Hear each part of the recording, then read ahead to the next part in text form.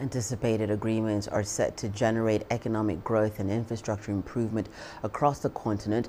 CGTN's Daniel Arab Moy spoke with the Chief Executive Officer for Development Reimagined, Hannah Ryder, on expectations from this year's FOCAC. What has been pending since Dakar 2021? There were some great pledges that were made, many of which have been met since then, in particular on trade and also on some of the financial commitments. But on the other hand, there was a degree of uncertainty on issues such as finance. How would infrastructure finance be able to be deployed at a point where there were still significant restrictions with travel, and also issues around debt servicing? Several African countries were saying we actually need a lot of relief. We need to pause payments. That was a pending issue. And what can be rectified in 2024? Well, we're coming up to this FOCAC. It will be the 9th FOCAC. And that, again, it offers a great opportunity to bring some of these issues back to the table.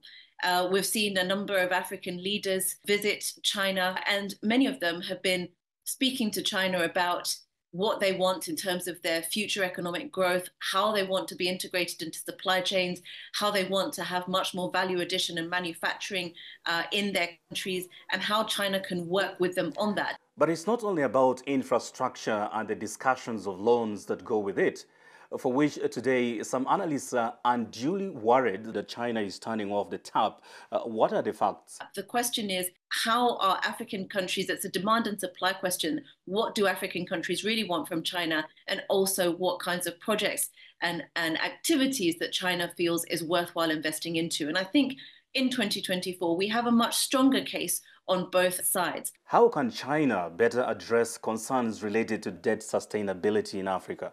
One is to make sure that all finance that goes to African countries, as much of it as possible, is as concessional and cheap as possible. So the longer term that the lending is, the more it enables African countries to smooth payments over time, and the lower interest, it also means they're paying over a much longer period, so it's much easier. The second is to work with key African financial institutions like the African Development Bank, Afrexim Bank, African Financial Corporation. All these different financial entities on the continent are growing. They themselves are also still increasing their capital on the continent, and they are positive and excited about the African growth story. And so that's where China can also use those banks as ways to either partner with them more or actually directly invest in those banks in order to then fund infrastructure. And finally, Anna, what methods and policies best align with the Chinese agenda for FOCAC? I think in terms of methods and policies,